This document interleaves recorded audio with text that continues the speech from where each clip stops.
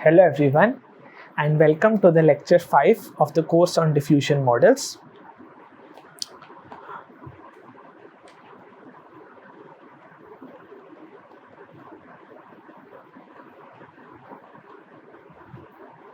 In today's lecture, we'll be continuing our discussion of score-based models.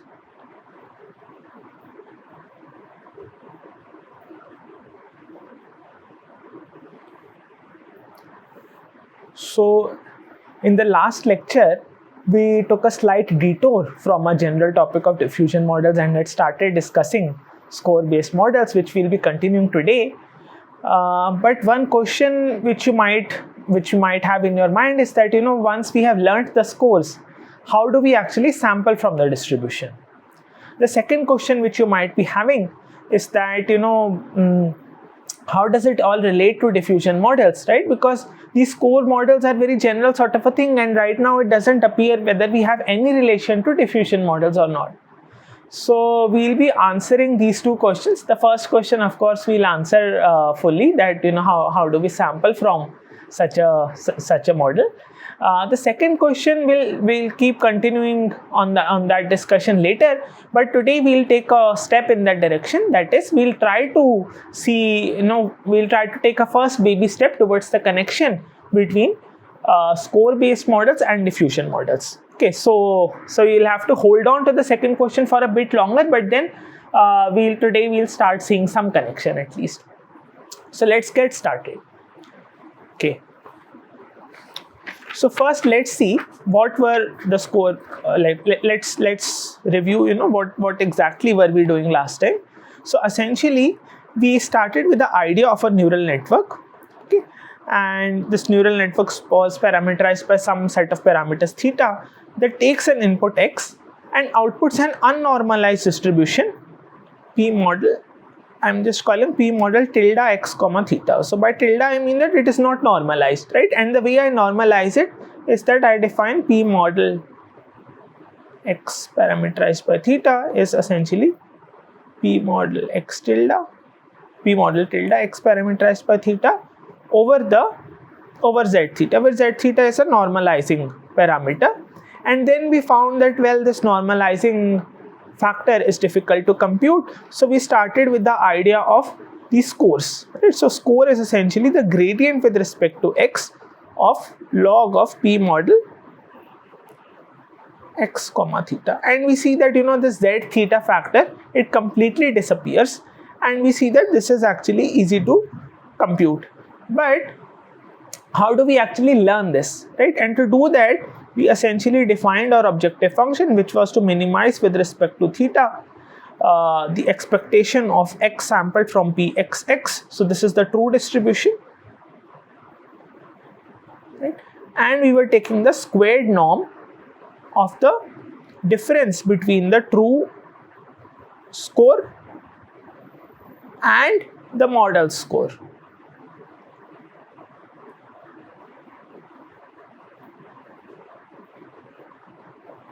Right.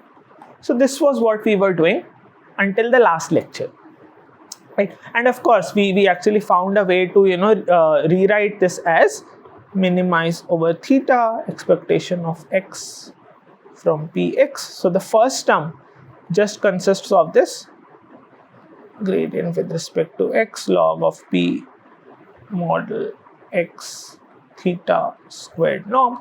There's this particular term, right? So here this does not have any dependence on theta, so this is just a constant, and if you minimize you can sort of ignore this constant, and then you have a term of expectation of x from pxx. Okay, and then there is this inner product, right? Twice the inner product, but then we found a way to rewrite it as the trace, negative of trace of a Hessian of log p model x comma theta. And essentially this was the work of Langevin. Right. So in today's lecture, the agenda is as follows. So as I discussed, so first we'll have to see how to sample from distribution given scores. So this is the first thing. And the second aspect which we will look at is that connection between scores and denoising. So this will also give us another algorithm for learning these scores. So this second thing is actually a paper which is by Vincent. So this is titled Connection between score matching and denoising autoencoders. So this paper is by Vincent. So let's get started. So first, let us see the first point, which is how do you sample from a distribution given the scores. Okay. So basically, given, say you have some approximation to gradient of x log pxx. Let's say that we have perfectly approximated this. So how to sample from pxx? So this is the question. So one thing is that if you know the gradients, you already know how to maximize over x pxx, right? So let's review the algorithm to maximize given the gradient. So algorithm to maximize log pxx given access to gradient of x log pxx.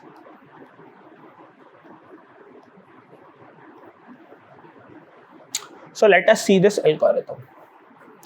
So the algorithm works as follows. Yeah, so this is the very basic gradient descent, right? The very first algorithm when you started learning machine learning. So the idea is that initialize x randomly.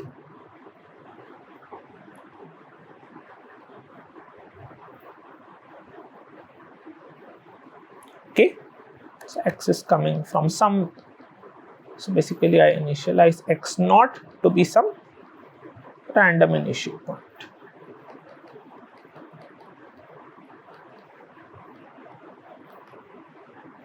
Okay, and then for some number of steps we perform the following update, that xt is assigned as xt minus 1 plus gradient with respect to x, some learning rate eta t times gradient with respect to x log px evaluated at xt minus 1, right? And finally the idea is that we are taking there is some sort of a function, and then we are taking steps in the direction of the gradients, and if we converge, we'll converge to a local maxima. And of course there are some guarantees that if this is indeed a sort of a convex function, then in certain number of steps we'll arrive at the corresponding local maxima, which also happens to be the global maxima of a so for maximization we'll need a concave function, the negative of a convex function. So if we are maximizing a concave function, then the global maxima and the local maxima are the same. There is only one maxima, and then you'll reach to that. So this is all assuming that you are able to compute the gradients. Now the idea, if you want to instead of maximizing, if you want to sample, so if we want to sample from pxx, sample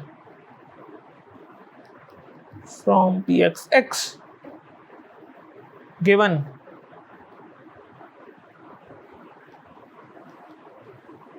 and access to its gradients,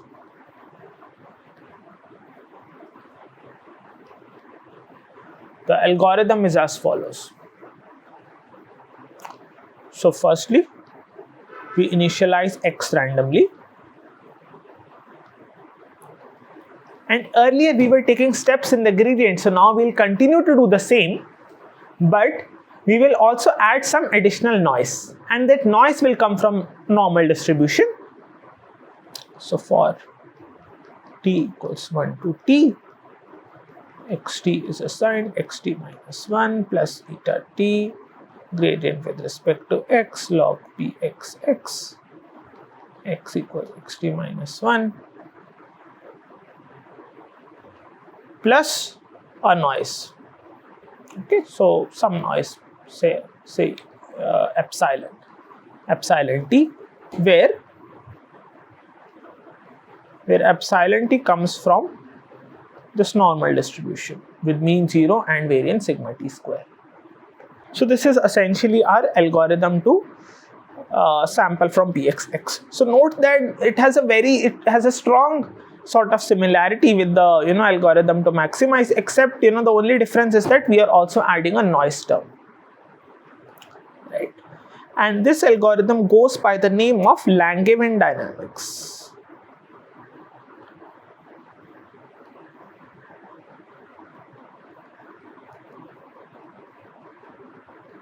So this is a special case of a general class of algorithms called Hamiltonian Monte Carlo.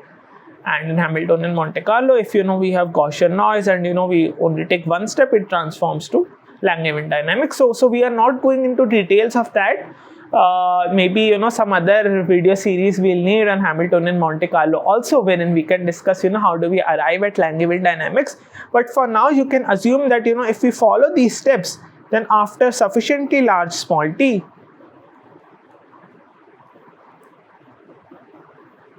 so you will be able to obtain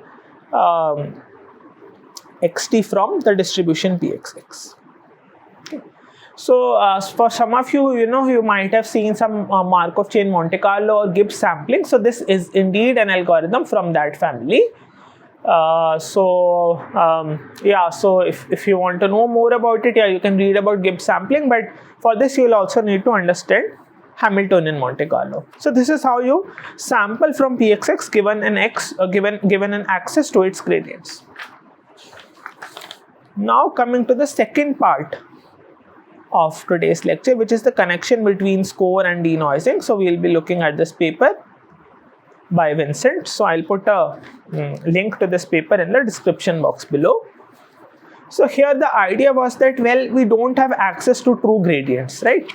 So what we did was that one approach which Langevin took was that they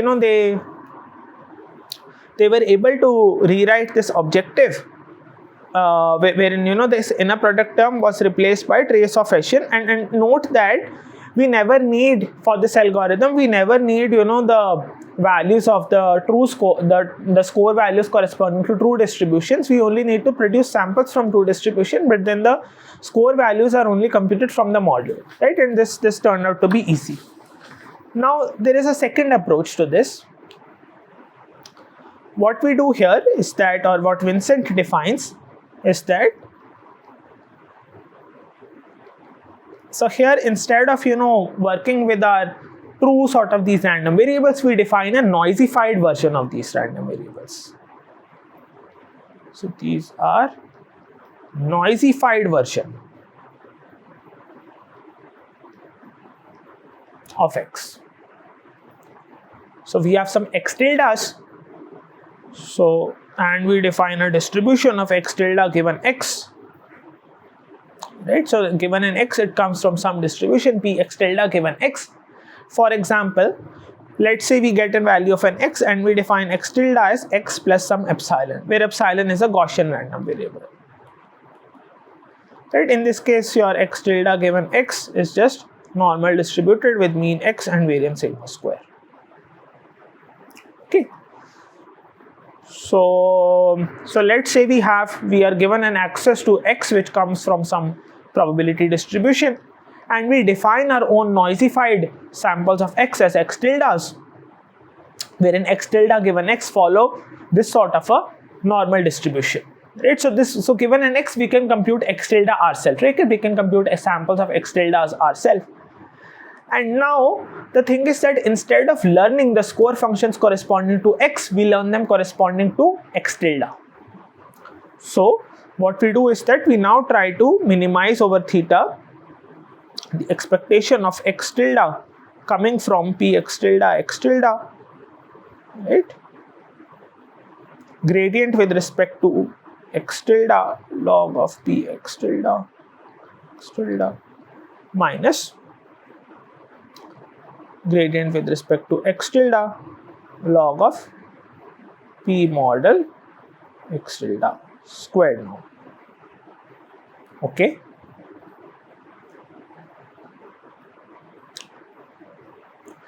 So you might be wondering that what do we do with this now, right? Because p x tilde, in order to compute it, we'll have to marginalize over x. So even if I have access to this distribution p x tilde given x, this distribution still becomes intractable, right? In computing the gradients of p x tilde are not very easy at all, right? Although I can produce samples from x tilde, I have samples from x, I add noise to it, I get samples of x tilde. And now the thing is that I can, use either high variance algorithm, but what have I gained so far? So what Vincent's idea is that, let's take some noisified versions of these x. And his idea is that, if you take x tilde from p x tilde, the gradient with respect to x tilde of log of p x tilde minus gradient with respect to x tilde of log of p model of x tilde, this squared now. So this is essentially nothing but we take the expectation of x coming from px. So x tilde was coming from px tilde here. So and x tilde from px tilde given x. So basically we sample x and x tilde from their joint distribution. We can do this, right? We already have access to x's corresponding to those I'm sampling x tildes. So these pair of random variables, they follow this joint distribution of x comma x tilde, right? So essentially x comes from px and x tilde comes from px tilde given x. And now the interesting thing is that here I can replace gradient with respect to x tilde log of p x tilde given x tilde given x minus gradient with respect to x tilde of log of p model x tilde square plus a constant, right? And these constant terms comes because these are constant independent of theta, right? So these p model terms are always parameterized by theta. So the c is independent of theta. Okay, let me rewrite it.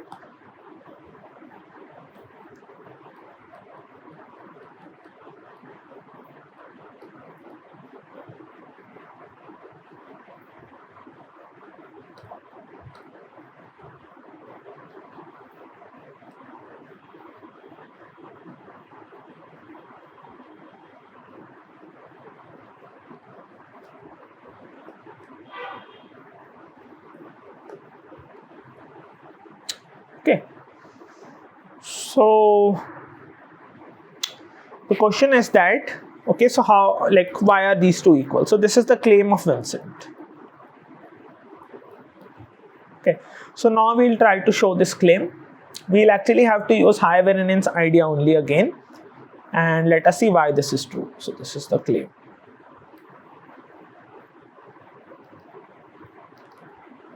So let's prove this true.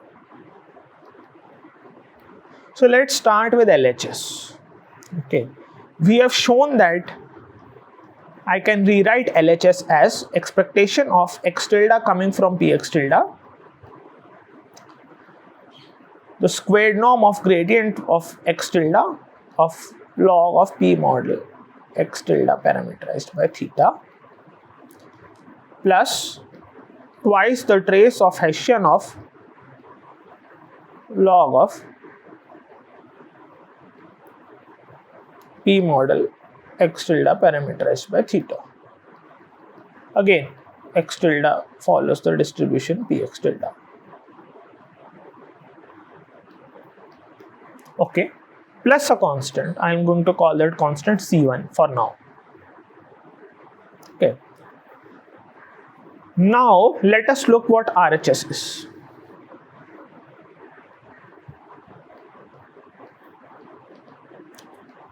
So firstly, RHS has a joint, so RHS is an expectation over the joint random variables x and x tilde over the joint distribution of these random variables x and x tilde. So what I have here is that p x x tilde x tilde, okay, and I have the gradient with respect to x tilde of log of p x tilde x tilde squared, sorry, x tilde given x tilde given x. So what I'm doing is that I'm taking this RHS and I'm opening these terms.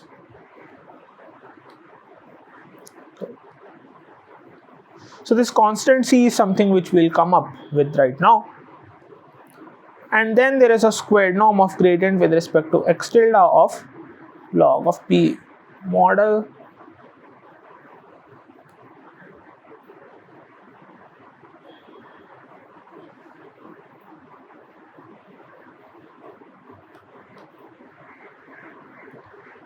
of x tilde parameterized by theta squared norm. Okay. And then there is a minus twice the inner product between gradient of x tilde log p x tilde given x and gradient of x tilde log p model x tilde comma theta. So let's write it down.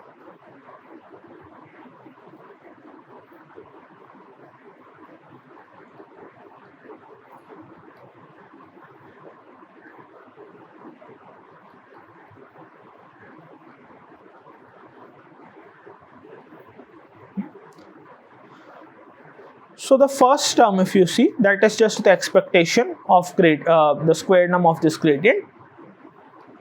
Okay. So here this is actually a constant term. So I'm going to write the first term as a constant C2, right? Because here this is a constant because it does not depend on theta. The second term is just the expectation over x and x tilde of the squared norm of this gradient.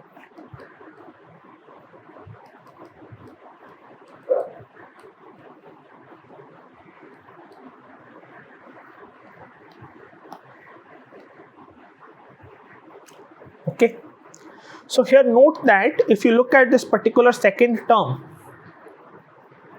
so if you look at the second term, so it's just a squared norm of a gradient. And note that this is an expectation over x and x tildes, right? But whether you take an expectation with respect to x and x tilde both or with just x tilde, the answer is not going to change because this is a function of just x tilde. So I can actually write it as just an expectation over x tilde. So it's good. And the last term is this particular expectation of this inner product. Right? So let's compute this last integral. So there's a minus 2 sign, but then I have this particular integral. So what I'm going to do is that so let's first write it down this particular integral. So this is p x x tilde. Okay, so dn x tilde. Okay, and I have this dot product between the gradients. So this dot product, I'm going to write it down as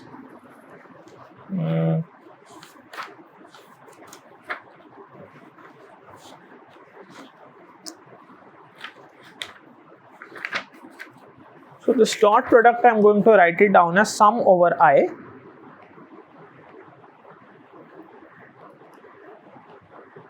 okay del by del x tilde del by del x tilde I of log p of x tilde given x. Okay, x tilde given x, and the score function. So I'm going to substitute this particular this particular quantity gradient with respect to x tilde log p model x tilde theta as you know, SI, or the score function of x tilde parameterized by theta, and there's a summation over I over here.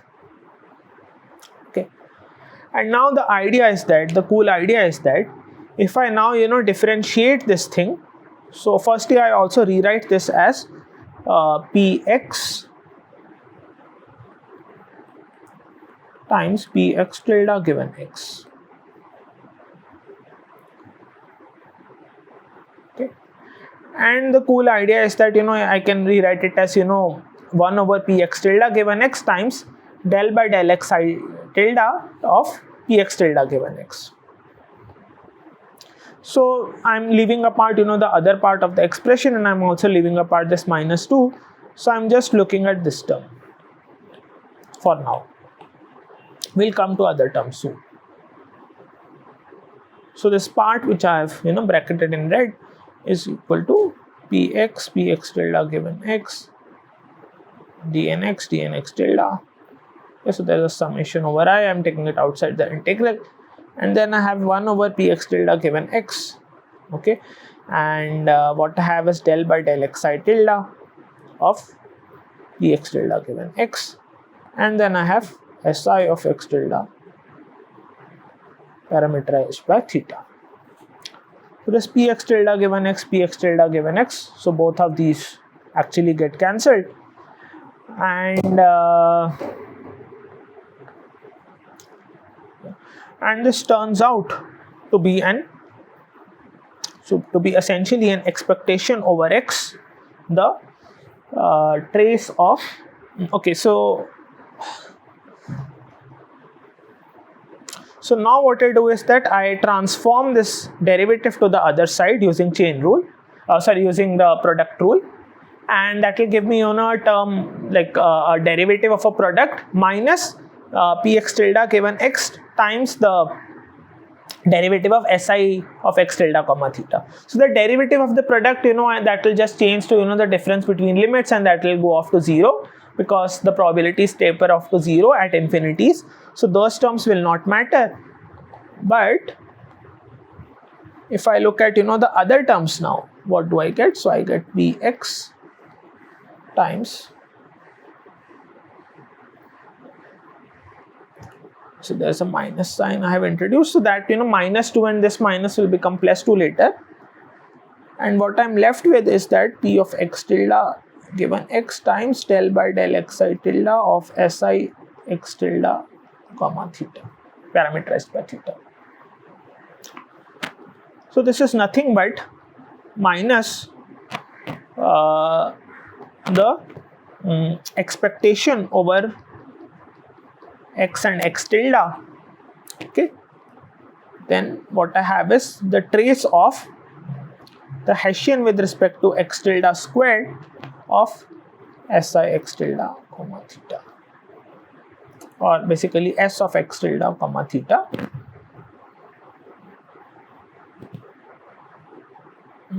Sorry, so I'm writing it as a Hessian, which means that it's the Hessian of log of p model x tilde parameterized by theta. Yeah. So substituting back over here, what we have finally is that, so RHS, and now, okay, so now note that we can throw away this x term also, right? We just have an expectation with respect to x tilde because this term only consists of x tilde. This we have lost the dependence of x on these random variables. So overall, my RHS is going to be C2 plus the expectation of the squared norm of gradient of x tilde log p model x tilde comma theta squared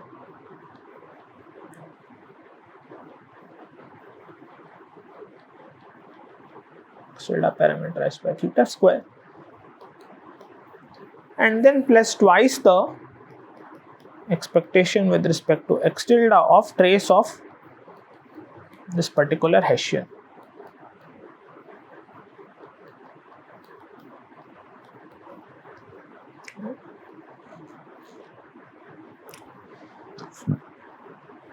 So if you look at this particular LHS term, it's the same except for this constant. So basically this, and here we have a C2, over there we had C1. So basically this is just LHS plus C2 minus C1. So the C2 minus C1 is what I'll just call C. So essentially LHS and RHS, they are the same, essentially up to a constant. And so basically if I optimize for RHS, it's equivalent to optimizing for LHS. And now note that RHS is very easy to optimize. The reason being that here we are just taking gradient with respect to x tilde of log px tilde given x. And this is something which we have a control over, right? We cannot control the gradient with respect to x of log pxx because we do not know that quantity. But px tilde given x is something what we are defining. So for example, if x tilde is x plus some Gaussian, right? So basically x tilde given x is Gaussian with mean x and variance sigma square, then you can actually take the log of p of x tilde given x, and if I compute this particular gradient, so whatever is the value of x, this gradient I can easily compute it, right? If I just need to know x, right? So basically this is the gradient with respect to x tilde of 1 over root 2 pi sigma times, okay, so log of this thing exponential of minus of x minus x tilde minus x squared over 2 pi sigma square. Right. And if we take the log, and so basically the log of this thing will be this particular minus of this form of the squared norm, and then there is this particular extra additive constant, but then if I take the gradient with respect to x tilde, it's going to go away. So overall I'm just going to get minus the gradient of x tilde of x tilde minus x squared over 2 sigma square, right? So which is just 1 over 2 sigma square, okay, or minus 1 over 2 sigma square of x tilde minus x. Okay, and note that what is x tilde minus x? So this is just the noise which is added, right? So essentially this gradient is essentially just approximating the amount of noise. So I wrote x tilde is x plus epsilon, so this is just minus of epsilon over 2 sigma square, right? And so this is just, okay, so there is actually a twice thing which will come up when I take the gradient. This will cancel this too, so it's minus epsilon over sigma square, but up to a constant, we are trying to compute what is the noise which is added. So if we look at this particular objective which we now have, so essentially we are trying to find the approximate value of the gradient of x tilde, but that's equivalent to just recovering the noise which has been added to x, right? So in order to obtain x tilde, so gradient of x tilde log p model x tilde comma theta is trying to recover the noise. And I told you that we will take a step towards getting to a connection between this and diffusion model. So if you recall, at every step of the diffusion model, we were trying to train the model in order to recover back the noise which has been added at the tth step, right? So if you remember, so there was this particular data x naught and xt given x naught that followed a normal distribution with mean alpha t bar x naught and variance 1 minus alpha t bar identity. This was the covariance matrix, and essentially you can have written xt reparameterized in the reparameterized form as root of alpha t bar x naught plus 1 minus alpha t bar times epsilon, where epsilon comes from 0 to normal distribution with 0 to I, with mean 0 and covariance I. So essentially over here you were trying to recover this epsilon, the noise which is added, right? And essentially this when you are modeling this course, you are essentially doing the a thing which is somewhat similar, right? So this gives us the first step towards the direction of the connection between diffusion models and sort of these score based models. We'll continue to see this sort of connection in later sort of lectures, and note that this connection has also been exploited to obtain classifier guidance and classifier free guidance even. So here essentially over there what we do is that if right now what we saw earlier, we were never conditioning on our input, right? When we were trying to produce those images, they were produced in an unconditioned manner. Now the thing is that what if you want to condition them on some input? So one thing which has been explored is that, well, what earlier you were trying to learn was you were trying to learn these gradients. Basically we were trying to recover the noise, and recovering the noise is equivalent to computing the score functions. But now if instead of we need to compute x conditioned on some y, so my data is always conditioned on y, wherein y is corresponding to some text and x naught is the corresponding image. Then essentially the only change in the algorithm which happens is that right now what we are doing is that we are trying to compute these scores of the noisified, so basically these are the gradients of these noisified samples x tilde of log of probability of xt given x naught and y, right? But here the only additional change which is now happening is that earlier you just had x naught and now you also have y. So this you can say is that up to an additive constant you can write it as gradient with respect to xt of log of p of xt comma y given x naught, and basically because this is equal to the log p of y given x naught plus xt given x naught and y, so essentially the and up to some constant which is equal to log of p of xt given x naught plus log p of y given xt, because we are assuming that given xt it's conditionally independent. So essentially we only need to okay, I think an x naught over here, okay, yeah, sorry, there's an x naught over here, xt given x naught plus y given x naught, the reason being that y is conditionally independent of xt given x naught. So basically the thing is that in order to compute a text to image sort of a thing, what you do is that instead of just having those previous, like just recovering that noise, you also have an additive term wherein if you have a classifier which which classifies an image to text, you also add the gradient with respect to x for that classifier. So yeah, so this is the only change, and we'll actually later see this in more detail. So this was only at a very high level, but I hope you would have understood this particular connection which is coming from Vincent's paper, and we'll try to explore this. We'll continue to explore this later. Okay, yeah, so thanks, bye.